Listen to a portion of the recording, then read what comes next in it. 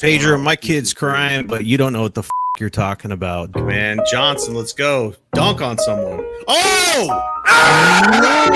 Frank. Second free throw for Brooks. It's off! It's off! Passes the business. Biombo! Mikhail has it! Oh, come on, baby. 4 seconds. I didn't even know SS BBW existed. Oh, shit! You said both cheeks were gonna be spread. I beat the shit out of Aaron Carter. Cam Johnson, D3! Let's fucking go! Let's fucking go! Let's fucking go! Looking for somebody. Are you? Oh, what the fuck? What just happened? What just happened?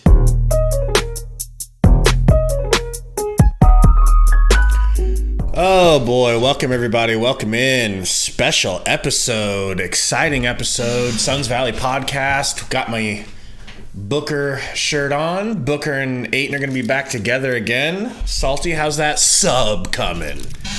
Bro, this sub's legit, man. Well, I haven't had a sub in a while, and I decided to go to this hole in the wall, and tabletops were missing, and it shit looked like it was run down. But man, it's good. We're good. We're in here. Now, what's dawning on me as I think about Booker being back, is worst case scenario, we don't win tonight still. Impossible. I think that the 7-game series looks a lot cleaner and a lot better for us now that he would be back for 7.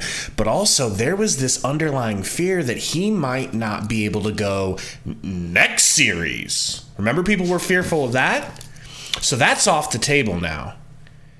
But what do you think, man? You think it's a dub tonight, bro? Getting out of there? There's no way impossible. Why not would you possible. use those words, though? All right, so we're gonna put some caveats there. Barring injuries, okay. So that's the first caveat. If nobody gets injured and you roll the Suns team out there, it's a W. And it's a W by 10 points minimum, right? Am I off base here? Well, I think am I counting money? I mean, I'm trying to keep my hopes down. Head cool? Yeah, well, I'm not saying your head isn't cool. I'm just saying I'm trying to keep my head down. I don't want to. Why though? I don't want to be like.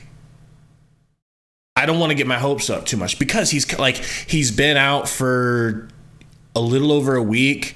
Like, what if he's a little rusty? Maybe they sneak. Maybe they are going to be playing like their balls are on fire tonight. The Pelicans will be.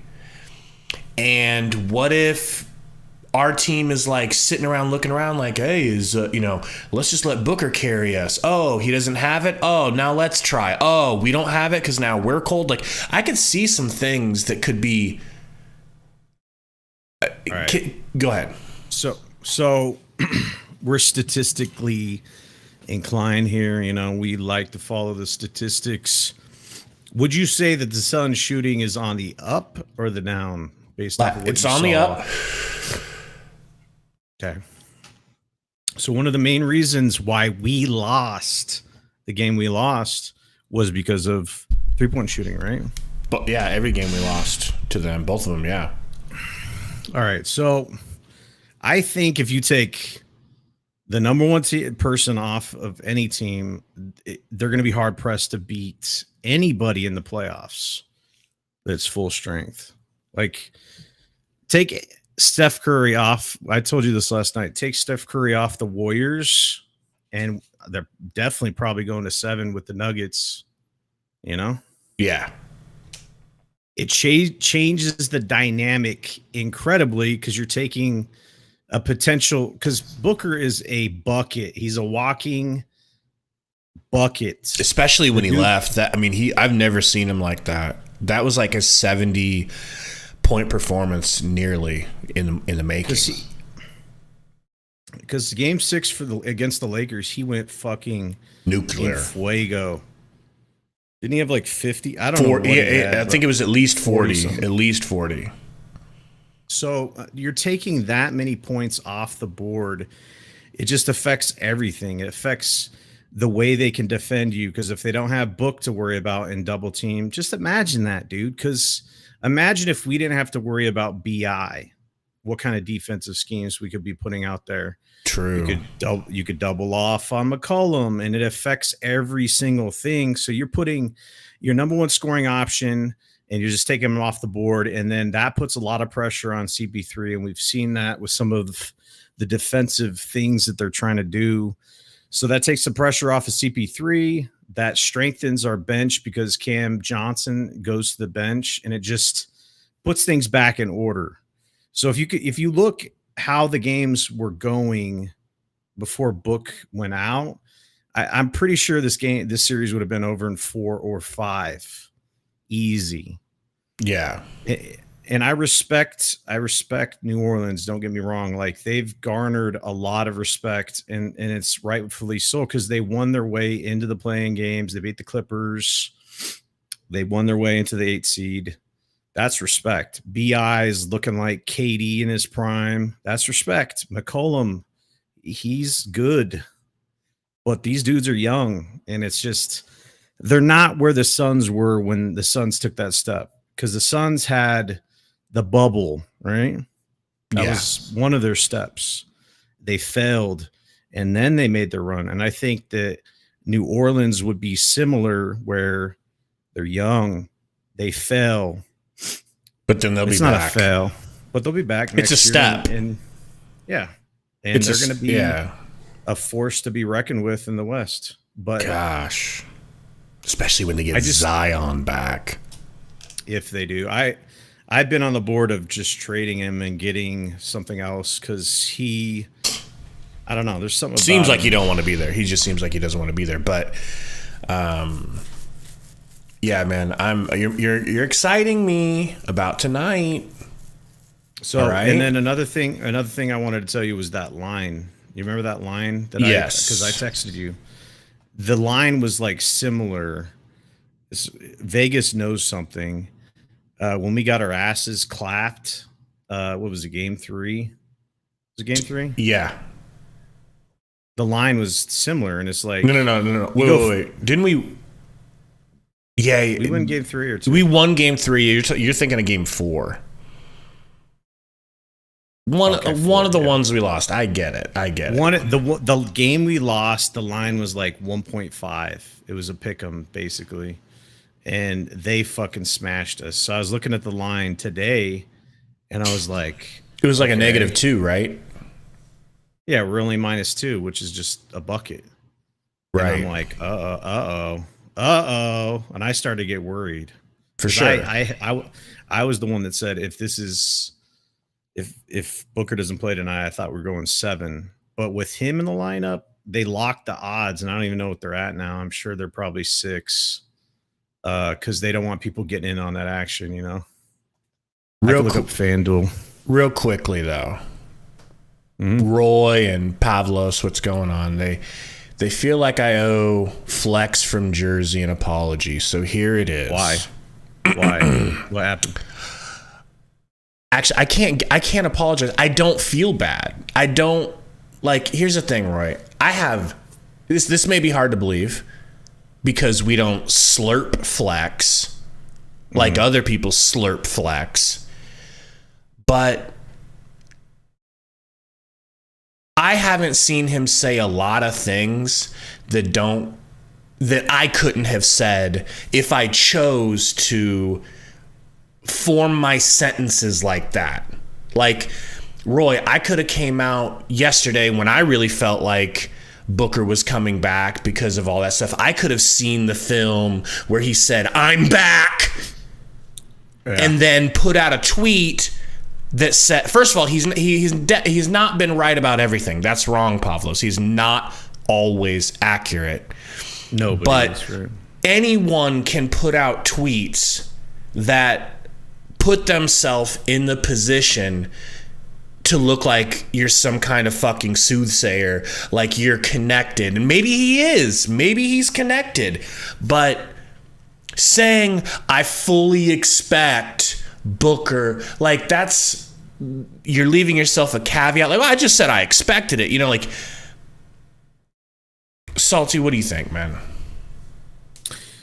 I've been hard on insiders because I do gaming stuff and there's a lot of fake insiders. And you've tainted my view of Yeah, it's my fault. insiders. I'll take it. Thank you. So here's the deal.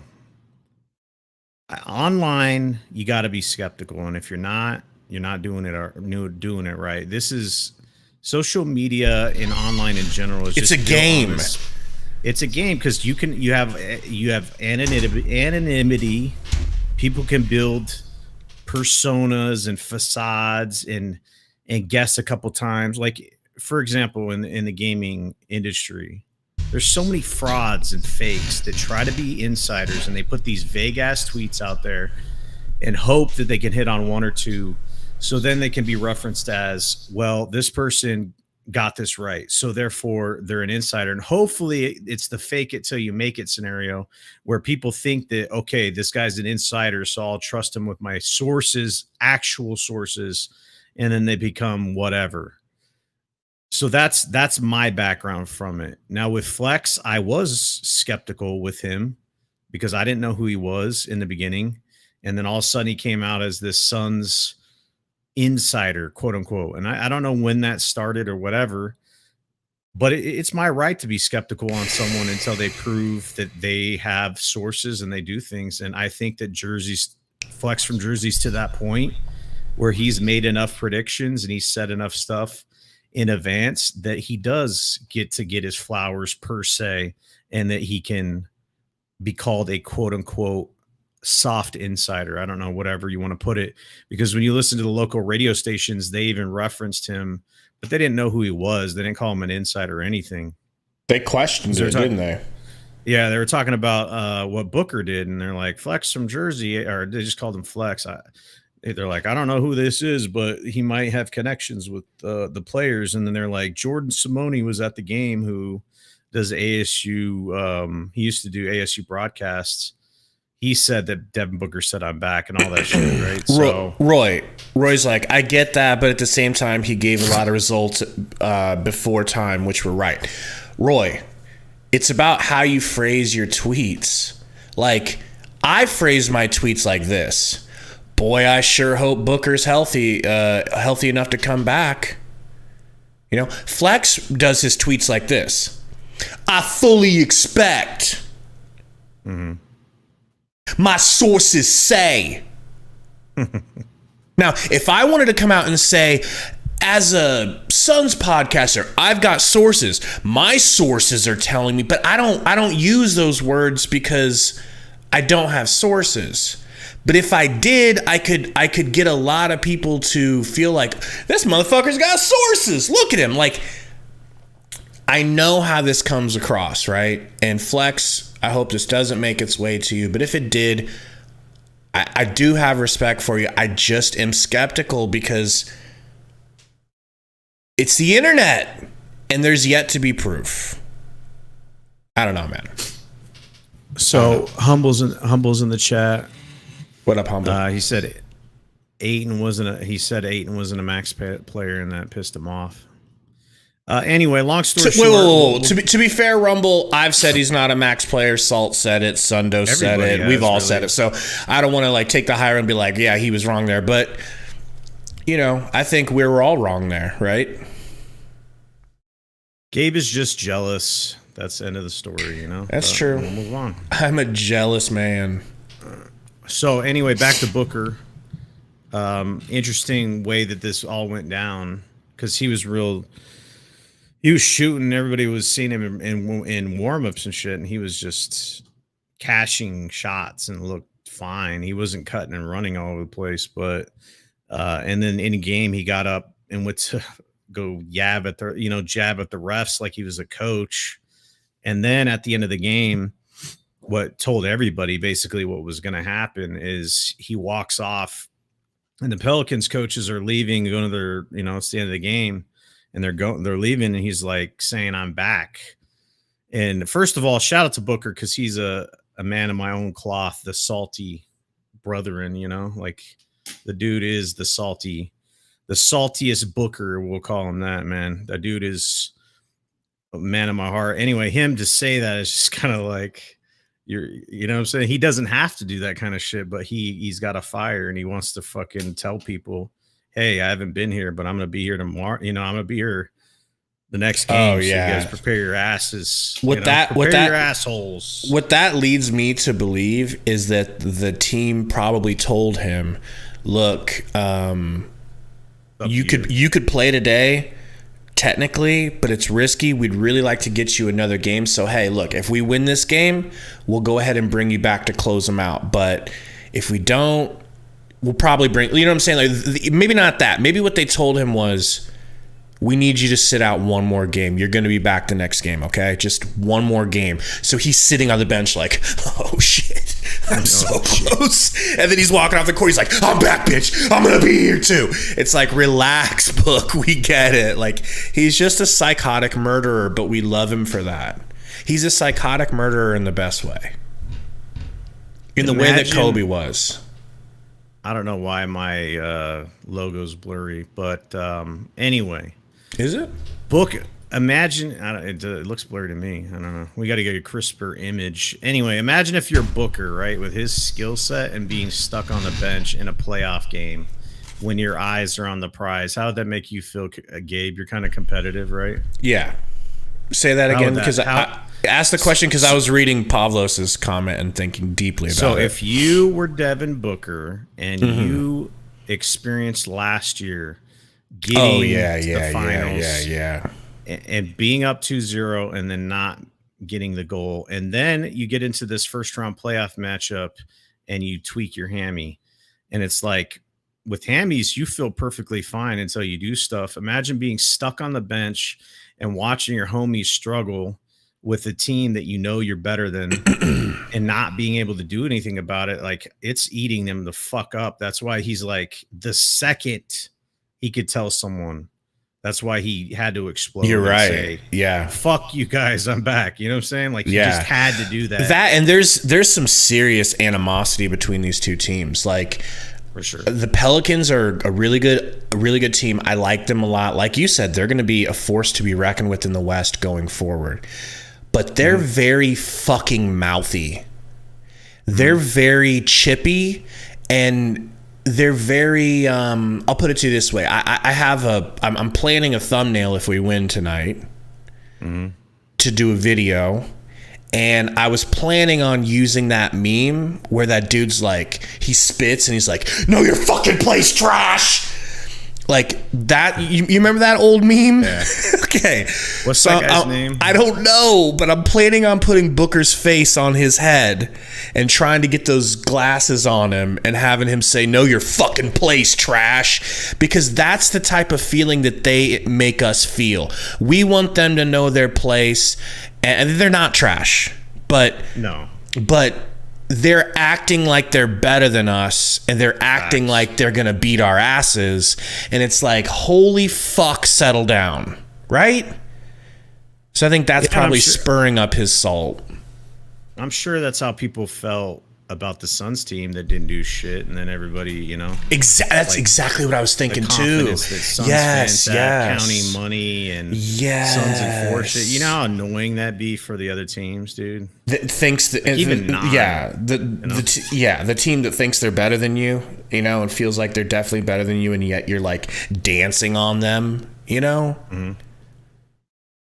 Because it does happen. It does happen sometimes where some of these teams can kind of bypass stuff and then get to where they need to be, but they're going to have to, you know, do their dues. And I think they have a great foundation, man. That's why I'm giving props. Their GM, their core, the moves they've made, the Anthony Davis trade, all that. Like, imagine how you were feeling as a New Orleans fans when Anthony Davis at that time was probably one of the best big men out there, and they're saying his potential and stuff like that. Like, as an all-star, he just says, yeah, I'm leaving, you know? Yeah. I'm going to the Lakers. I don't want to be here anymore. And then you're forced to make a trade, and then it looks real dark. But then you get all these pieces back, and at the end of the day, you actually win that trade because, in retrospect, you look at the talent they have, and they won that trade. Give me a second. I got to get my dog. Okay, guys, I wanted to point this out too. We were talking about this last night when we were playing Fortnite. I feel like the Suns have a little bit of egg on their face, right? They don't look as powerful and unstoppable as we did during the regular season. During the regular season, people are like, yo, it's the Suns. Just admit it. The Suns are going to win. They're clearly better. But now we've been drugged down through the mud a little bit by the Pelicans, and good on them for doing that to us, right? Yeah. But we talked about this last night when we were playing Fortnite. I feel like if we get the W tonight, the egg is off our face. I think people will be like, wow, they finished them off in 6. I thought they were going to lose. And it will reinstill this confidence in ourselves, but also in the national media where they're like, wow, we really tried to count Phoenix out. And then Phoenix slapped the Pelicans and only let them get those 2 games. I think we'll look good again. I think it could really be helpful for our image, and our image of ourselves is important too, because how, feel good, play good, right? At the end of the day, though, like, will the national media ever give us our shine, dude? Like, only if we take our shine. how do you We do have that, though? I mean, by winning the whole goddamn thing. Nothing you have less. to do that. They haven't done that Nothing yet. less. Exactly. I don't know, man. I don't, because they're looking at the Pelicans record and they're looking at their seeding, and it's a totally different scenario because the Pelicans were hurt. Brandon Ingram was hurt. They lost all those games. They didn't make the trades for McCollum until way late in the season. And if you look like after they got McCollum, they're like a 500 team, and BI's playing out of his fucking mind. That team is not where they finished. Once again, no. Remember, like, as soon as they got McCollum, they just shot up and were one of the best teams in the NBA. Like, they were winning almost all of their fucking games. So a lot of people don't pay attention to the Pelicans, including us, but we did know that just because we're paying attention so much this year. But most NBA fans were not paying attention to the Pelicans. They didn't know how great they were at the end of the year, so they don't care. Where would the Warriors series be if they played New Orleans? Like, how would that would have gone? That would have been they don't really have interesting. any bigs. They don't have any bigs. They don't match up with that shit. Like, that would have been like fire versus water, like the opposite of what they're trying to do, because the Warriors put that small lineup out, that death lineup or whatever the fuck they call it. And then New Orleans is countering that, like, by saying, well, we're going 2 bigs. It's like, who would win out in that scenario? It would be an interesting matchup. Yeah, And what would they do about that? It's just, I don't know what happened. I'm not saying anything, but the Nuggets minus MPJ, minus Murray, and all this other stuff actually won 1 game against the Warriors, and we swept them last year. So I'm just saying I think the national media is just on their ball sack. Like, couldn't it be, Vegas has them as the favorites to win the ship, I think. Why? It's because they're, I don't know. Think about it. You'll Their figure history. No, well that's too. But what else? They're the last California team left. Mm-hmm. The media lives in California. A vast majority. Like, I'm not a Nebraska basketball fan. I'm a Creighton fan. However, you say both teams are in the tournament and Creighton gets eliminated. Who's my new team? The Huskers. I'm still rooting for my home state. They might not be my first choice, but that's my home team now. They're the only ones that represent me. I would counter that by saying that, like, if U of A was playing and someone else and ASU was knocked out, fuck Yeah, because y'all have U of A 'cause y'all they're have bad state and history, shit, but you know? Nebraska and Creighton don't really have any bad history like that, you know. And the Lakers know, and like- the Warriors don't have bad history, and the Clippers and the Warriors, they don't have bad history, or like you a think- hatred. Lakers fans are cheering for the Clippers. Hell for the yes, Warriors. hell yeah, and they're thinking we gonna get Steph too. He's gonna come play with LeBron. No, he isn't. They're delusional. So, did you make any bets for tonight? Man, Now it's that rough. you know Booker's playing, are you I'll probably putting the put some mortgage, on the over? The line didn't go up that much, surprisingly. That's It's at interesting. minus 3.5, so it moved about 1.5. So they're only giving us 1 point. That makes me feel like the refs are gonna be, I'd have to talk to a degenerate like gambler like Gary. Like, what does that Yeah. limit mean? I mean, a 1.5. bump. I think it would be bigger than that, but Yeah, I've got. I'm gonna put down Chris Paul getting 11 assists. Did you know that he's gotten 10 assists in every game of the playoffs? He's got at least 10. I looked that up. That's how I was like forming my bets. Isn't that looking at his crazy? Past performance, yeah. He hasn't had a less than double digits in assists. And then with Booker back, I feel like, yeah, he'll get 11. I got Ayton. They've got Ayton on Prize Picks as like only scoring 8.5, so he only has to score 9 points in the first half. Roy says Booker's going to have a minutes restriction. Do you really think he'll have a minutes restriction? Who said that, Roy? They said that. They said that. The team said it. I think he will. It'd be weird, like, because Golden State said had Steph come off the bench, right, to begin Yeah, that series. he's been coming off the bench. So how would you feel about that? That would be wild. That would be wild. That's one way to make your bench score. I would do it. I would do it. And then Booker can just... you know how fucked up that'd be, because so you'd be New Orleans, right? And then you're like, okay, let's go to our bench, and then Booker's like Coming in against now. your bench. Yeah. Because we waited until Herb needed to come out. I'd actually do that, man. Fucking do it, bro. I would do it in a heartbeat. Let me ask you this. On a minutes restriction, how many points do you think Booker scores tonight? I think he'll be at like 20, probably. Just 20? Yeah, I mean, I'm gonna be conservative. Like, I don't know what this minutes restriction entails. Do you think he's going to have a better first half or second half? I think it's gonna. I don't know. I think it might take him some time to warm up because he's been out.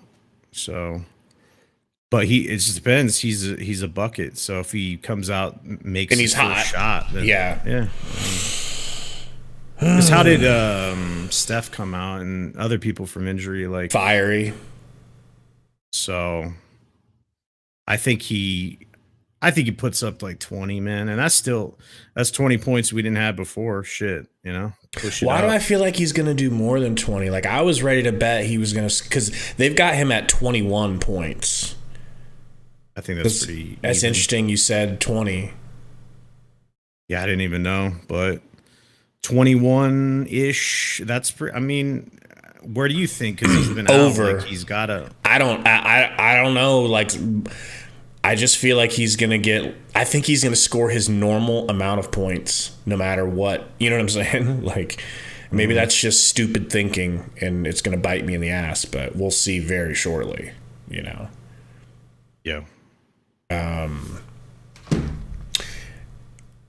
Do you like Alvarado getting 1-3 or 1 block or steal? Any of those? Yeah, one or the other.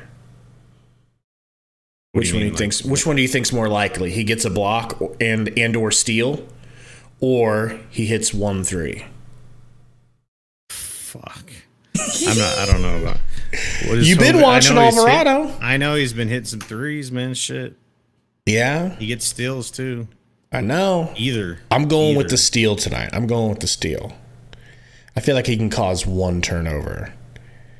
And then, yeah, like I said, Chris Paul 11 rebounds, 11 assists. But yeah, man, game is coming up in about 40 minutes. You got anything else? I don't know. Just got to make our final predictions and. What we think. I don't want to make a prediction. I don't want to be wrong. You're not gonna predict. I don't know. I don't know. Like, I really feel like my predictions are not only a jinx, but I feel like they're just fucking.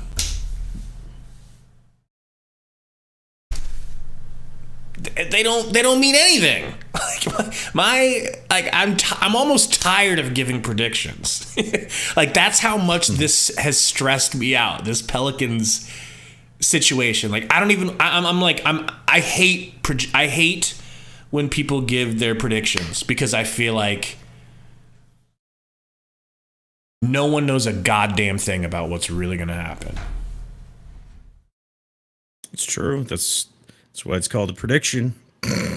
I know, but people say it with such confidence. So if I had a gun to your head, what would you say? I'd say that Did the you Pelicans. say they're going to win in 6 anyway, without Booker? I didn't say that. I said they could. I said, but I could see hear that. I have a video. I'll have to go back and check the video. I said Suns in 7. You were like quite surprised that I went that way. Was that in the very beginning? Or after the injury? It was definitely. Yeah, okay. Yeah. Because it was near, where we're at right now, we knew this was actually going to happen. Gun to my head, I guess I would have to say the Suns. Because it would be quite defeating if Booker comes back like he's doing and you lose. Now, if that happens, fucking anything. Then I think we definitely win in 7. Yeah. See, my thought process doesn't go that way, dog. Like, if you're gonna bring Booker back and he's been out with injury, you better fucking win, dude. Because you know what kind of confidence you're gonna give to them if they have Booker come back and then they beat us. Then they're gonna be like, well, we can definitely beat them in Game 7.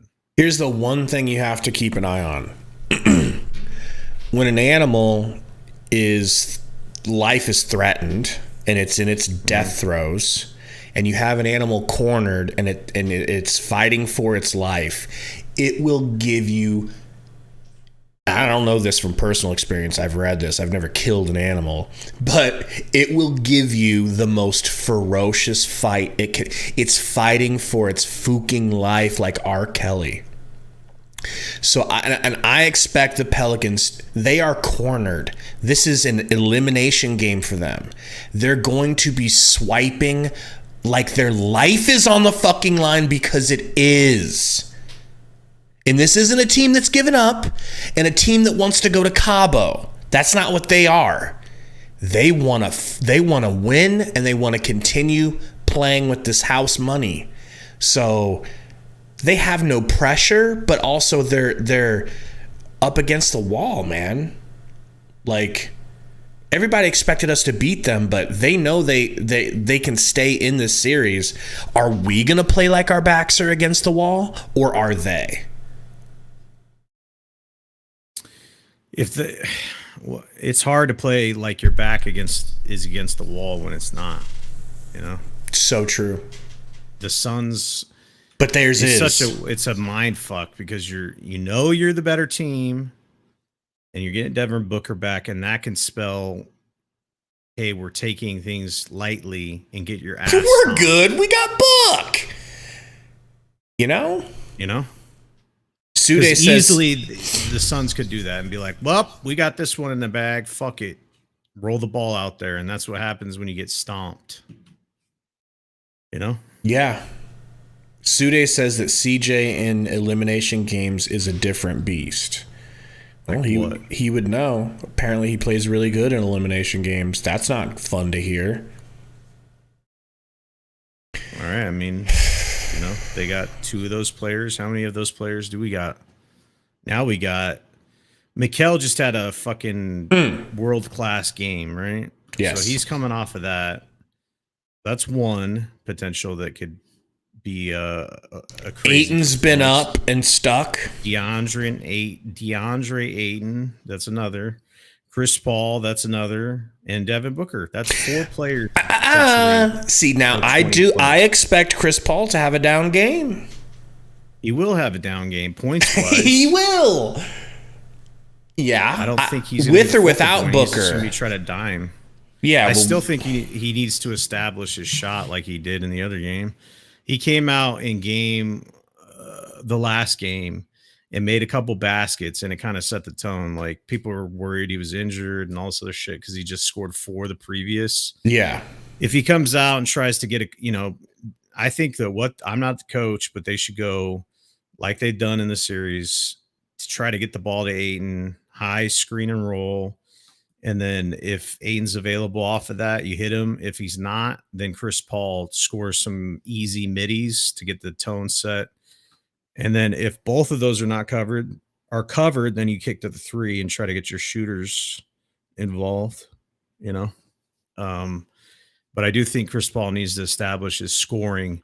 It's not going to be the case where he needs to do all of it, but he needs to show that he's a scorer off that pick and roll for defense, Emptor says, I don't know why Monty isn't playing McGee, Holiday, and Biyombo more. What do you think about that?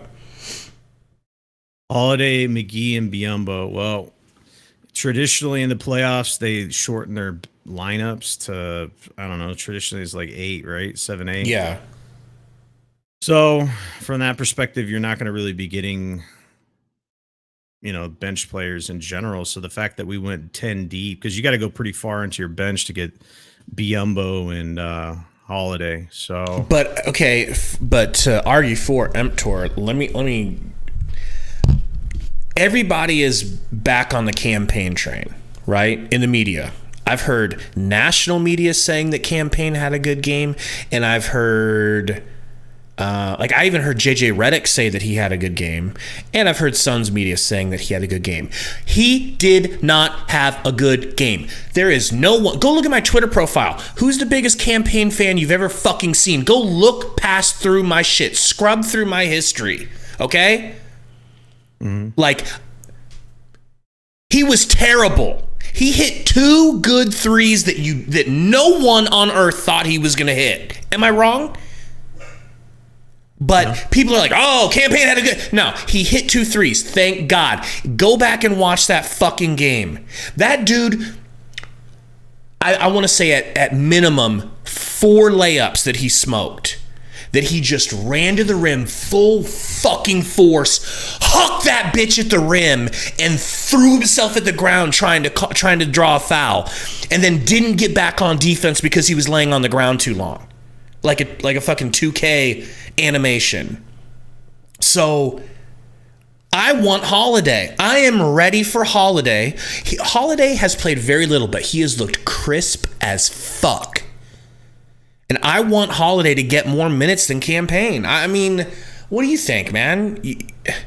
I think am I off here? An obvious. So Holiday is the true traditional point guard. He's more controlled. He's going to get the ball in the right spots. I think he played like 7 minutes and had like 2 dimes, some really good passes, and he plays pesky defense. So if you're trying to guard Avocado, he's smaller and more compact on defense and kind of can be that pest. So from that perspective, I do like him. We've already talked about Campaign. Campaign is just out of control 100% of the time, and his game is to drive to the basket at 1,000 miles an hour and chuck it up to the top of the backboard and then hope it somehow falls into the rim.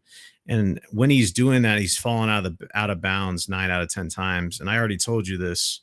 When you do that, you put your defense. If you miss the shot and they get the rebound, they can outlet it and have a fast break opportunity where they have advantage player wise. So Right. if you're making your shots, you have time to get off your ass out of bounds and it's not an issue. You can get set. If you're missing the fucking shot and you're flying out of bounds, it's a 5-on-4 and you're creating mismatches all over the place. And if you're missing your shots, your liability out there, because he's not that good on defense, dude. He's not the best defender out there. Can you see the screen? Mm-hmm. I pulled up Campaign's highlights on all of his bricks off of the fucking. Yeah, I just want to show everybody. Let me change this banner here because this is actually from oops, from the wrong one. So let's go. What are we doing? Booker back, baby. All right. Okay.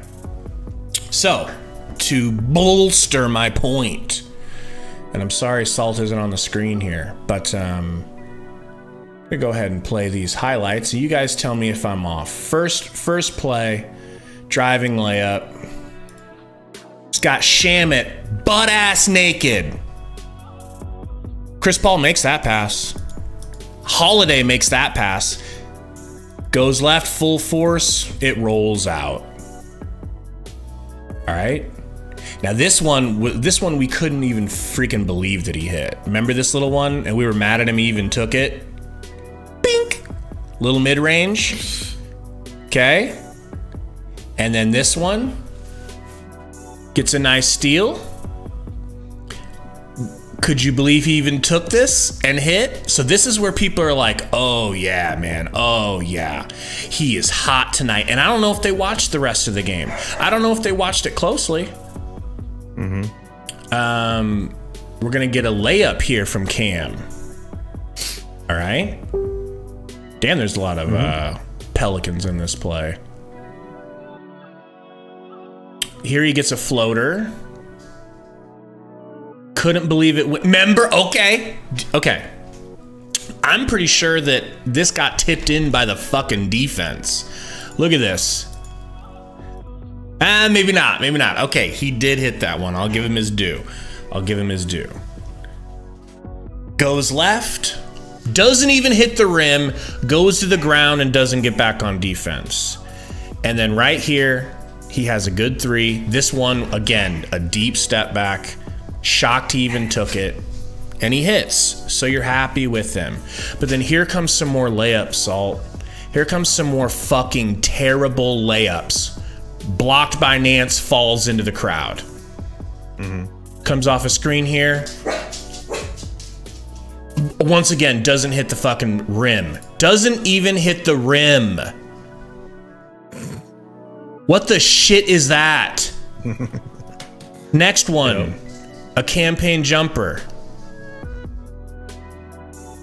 You know, I guess I don't hate the attempt, but to act like he had this good game is like, do you not remember the freaking flailing? Mm-hmm. All right, man. All people see is points, man. That's all they see.